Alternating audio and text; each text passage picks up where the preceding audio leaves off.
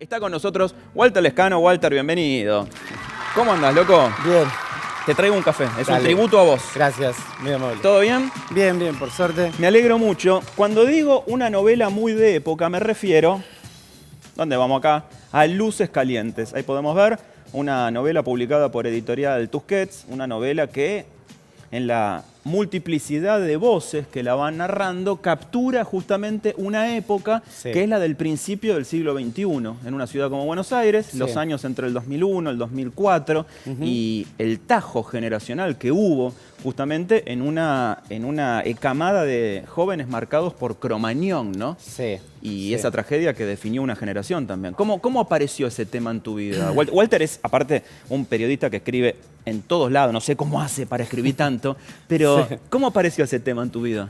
Yo estoy un poco obsesionado. Primero que nada, muchas gracias por la invitación. Gracias a vos. Un poco obsesionado con ese momento que va del estallido del 2001 a lo que significó el corte de Cromañón, ¿no? Corte generacional de época. Y creo que la obsesión viene del hecho de que cuando yo terminé la secundaria, al año siguiente, cuando yo entraba en la adultez, el país me mostraba esa cara, ¿no? Como yo de golpe salía al mundo, tenía que empezar a ver qué iba a ser con mi futuro y de golpe en todos lados significaba... no había salidas laborales, no había la posibilidad como de proyectar algo. Y en algún sentido como que el país te mostró esa cara, ¿no? La gente se iba del país. ¿Viste lo que era? Sí, yo recuerdo esos años fueron terribles. Y en ese sentido creo que quedé marcado, digamos, la mirada que yo tuve acerca de cómo relacionarme con el de al lado, con mi generación, con mi época, un poco marcada por ese comienzo de la adultez conflictiva, ¿no? Por eso me apasiona ese momento. Y sobre todo también de una clase social que había padecido el menemismo y que había llegado al fondo de la olla de la Rúa, ¿no? Y la crisis institucional, socioeconómica de esos años. Sí, después del 2001-2002, donde la verdad se llegó, en ese momento parecía al fondo de la olla, la crisis de los 90, el resultado de los 90, ¿no? Que confluyó en eso, terminó todo en una tragedia como la de Cromañón en diciembre del 2004, y justamente mostrando la cara... más cruel, ¿no? De un sistema que no incluía a sus jóvenes, la de los jóvenes muertos, quemados, asfixiados en un lugar donde las puertas estaban cerradas con candados. Así que, como poder de alegoría, siempre la realidad supera a la literatura. Es impresionante. Absolutamente. Y parecía como la escalada descendente, ¿no? De a lo que se puede llegar en cuanto a qué tipo de expectativas ponemos en cierto sector de la sociedad, ¿no?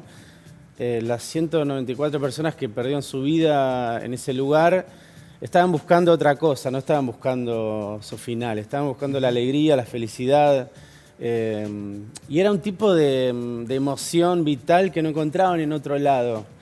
No había posibilidades, digamos, de progresar económicamente, entonces la posibilidad de juntarse, la comunión que implicaba ir a ver una banda, era el momento más hermoso que tenían incluso en la semana y a veces si tenías la suerte de conquistar a alguna persona de tu vida, podían ser los mejores días de tu vida.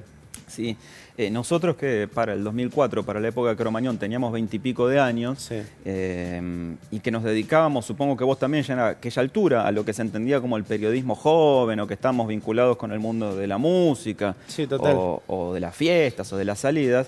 Los que no estuvimos ahí esa noche, sí teníamos por lo menos 4, 5, 6 amigos que iban a ir, que habían ido el día anterior, que iban al día siguiente, con lo cual me acuerdo esa madrugada haber visto en Crónica TV, como primera alerta, el incendio en un boliche de 11. Primero pensé que había sido en una bailanta de la avenida Rivadavia, porque primero se dio esa información. Primero se dio esa información.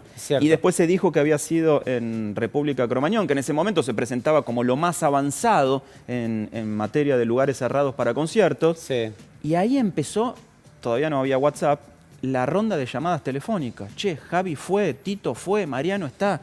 La verdad que era muy impresionante. ¿Cómo te rozó a vos la tragedia, Walter? Yo esa noche estaba a la vuelta comiendo en una parrillita a la vuelta de Cemento. Y Para los que no conocen, está pegada a Cemento a la calle Independencia. Y era una parrillita, yo estaba comiendo en la calle, en la vereda, digamos, que esa parrilla que Cemento era propiedad de Omar Chabán también, que era el dueño de República Cromañón. Y me acuerdo, cerca de las 10, 11, la hora, ese horario no lo tengo bien claro, pero era esa franja horaria, empezar a ver ambulancias pasar. Y me acuerdo que mi amigo me mostró la tele y crónica y ahí se empezó a hablar de este boliche, de cumbia, todavía no se sabía bien, ¿viste? O sea que estratégicamente fue bastante duro ese momento, después de llegar a la casa de mi amigo y empezar a ver lo que pasaba. Y es cierto lo que vos decís, por más que no curtieras ese tipo de música, generacionalmente estabas relacionado de algún modo. Y la verdad que fue algo impactante y que todavía las heridas siguen como en algún sentido supurando en algunos sectores, ¿viste? Por más que institucionalmente hubo condenas, por más que también hubo condenas reales a la banda, el que más sufrió creo que fue Chabán, y su figura se desdibujó y creo que ahora un poco se está viendo en perspectiva lo que significó para la cultura under de este país. Pero todavía ese número queda impregnado con la tragedia y por debajo de todo eso hay un montón de corazones, familias, seres, que un poco yo lo que quise es pasar por debajo de lo impactante de una noticia, ¿no? Ver qué filtro real, qué filtro ficticio, qué tipo de sensaciones pueden tener sobrevivientes, pueden tener gente que de alguna manera los tocó, los rozó.